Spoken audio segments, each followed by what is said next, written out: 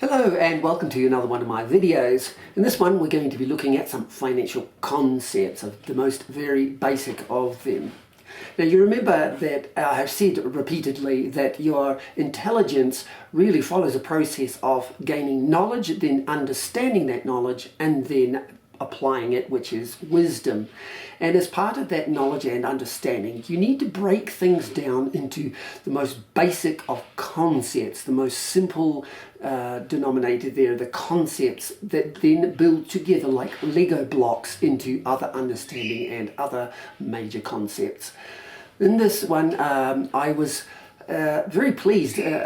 Within the last month I watched a video of a multi-millionaire guy from India who came from a very poor background, went through the traditional learning systems to then become a doctor, and while he was at university he discovered that he had been lied to in his concept by society and those processes as to how to get rich. And so he decided that he would study finances on his own and abandon the medical profession, as it wasn't going to really satisfy him and not make him enough money. Now, when he was, there's a great big long story of his testimony, and which is irrelevant here, but in the end he was asked what are the 5 most important concepts or pieces of advice he would give to people in his learning journey. The number one was the concept which I was very pleased to hear him say. Remember, this is the most important, being number 1, is that he realized the concept that money does not exist. Now, financial freedom is not based on having heaps of money so that you're super duper comfortable. It's, as it would suggest, being free from that financial pressure. You should be able to be free whether you are a multi-millionaire or billionaire or living in some indigenous tribe somewhere. You should be free and comfortable with the level of income you have and manage it according to the level of income that you do have. Now, it's very important in having that freedom to be able to distinguish or understand, as this Indian guy pointed out, that money does not exist. Our whole financial system and the way we manage our finances is based on a system that is very ethereal and in the air and not as concrete as they would have you believe. So financial freedom is not having heaps of money, it's understanding that money does not exist. So what is our financial system based on? Now, the basic and foundational lie that we are fed from the day we are born, that the people that control this planet are quite aware of and perpetuate, is the importance of those numbers, whether it be in the form of cash, dollars, coins, shells, or numbers in a bank account or a crypto or anything like that. It is implied on us that this is our financial system. It's the numbers that go around, it's the cash that flows, when in actual fact our financial system is not based on those numbers. You can begin to be financially free when you realize that those numbers is not the financial system. Let's try and look at this with an illustration. The real economy, there is 2 different sides to it. There is the real economy and a sort of a false economy, or a fictitious one. And the fictitious one is the one that we live in, and the real economy is where those that govern the world live. There are 2 sides to it. One is ethereal and one is concrete. Something concrete is like a calculator. A calculator is very strict. It doesn't bend, it doesn't swerve. 1 + 1 is 2. It always comes out the same. It's very strict and unbudging. You default on your bank payments or your loan payments and they repossess your house. That's very strict, and you don't pay your taxes, you go to jail.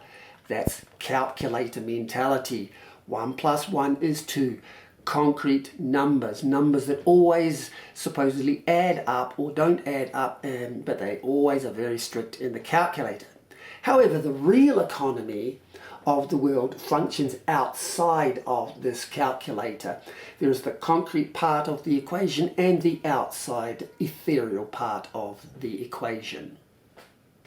In a real economy, or the real economy, life goes on whether you have a financial calculator system or not.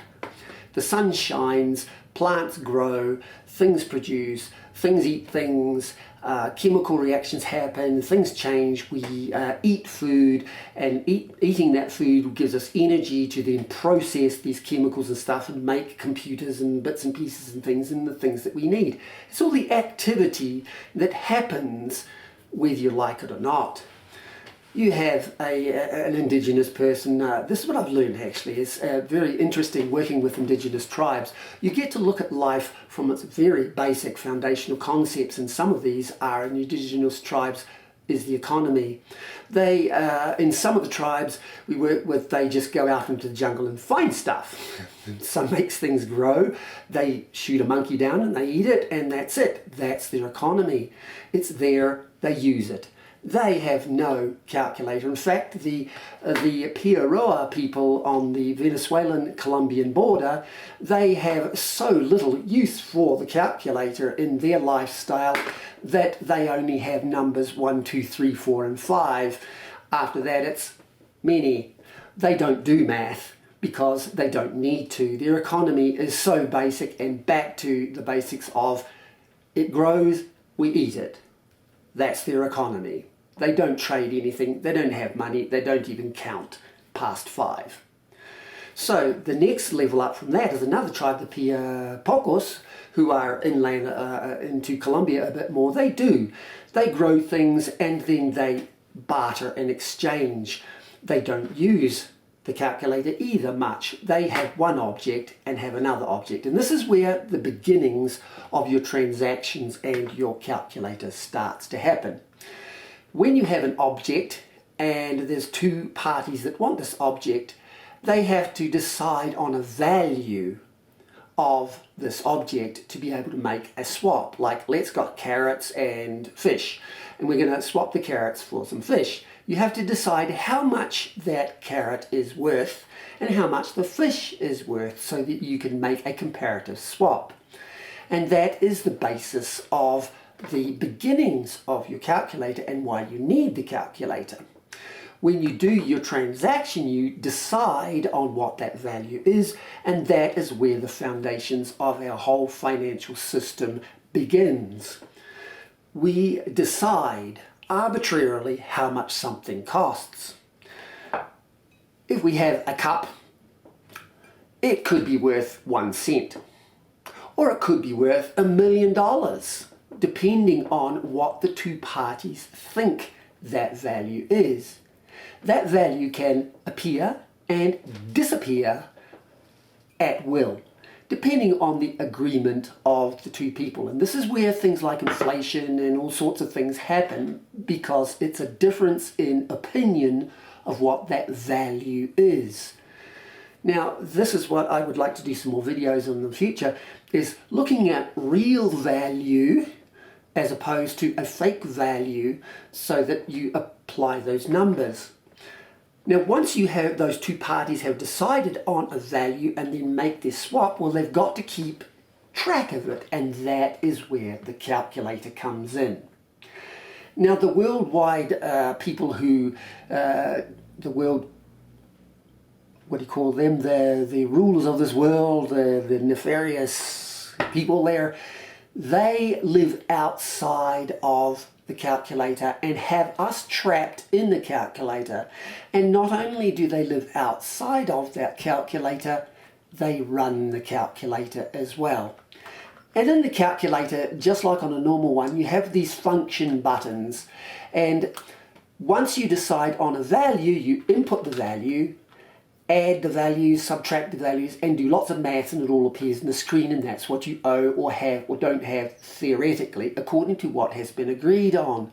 But there are other functions like interest, exchange rates, and are the things that can invent more numbers or disappear the more numbers. Now, we don't usually get to use those function keys.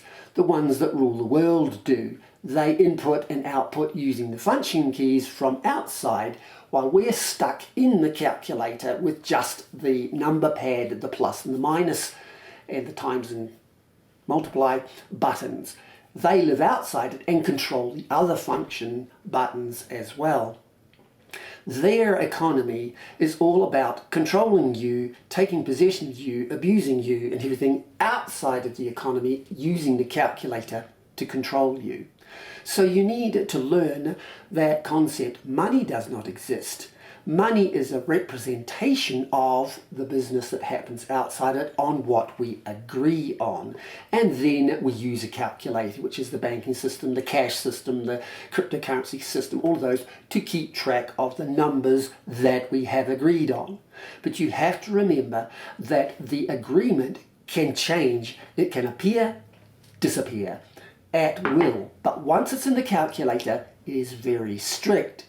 So the idea that the world leaders know is that you deal outside of those numbers, and if you have to use the numbers and the calculator, you also use the trick function keys, which in the future we'll look at a few more of some of those function keys. So hopefully that will give you a little bit of an idea towards your financial freedom, being free from the slavery to the calculator and the financial system, and living in the economy outside of that happily free. Money does not exist. It is just a representation of agreement on value. That value can change, and that is where you either, the two parts where you can be more financially free is live outside of the system by not even inputting numbers into the calculator, or changing those numbers in ways that are beneficial to you.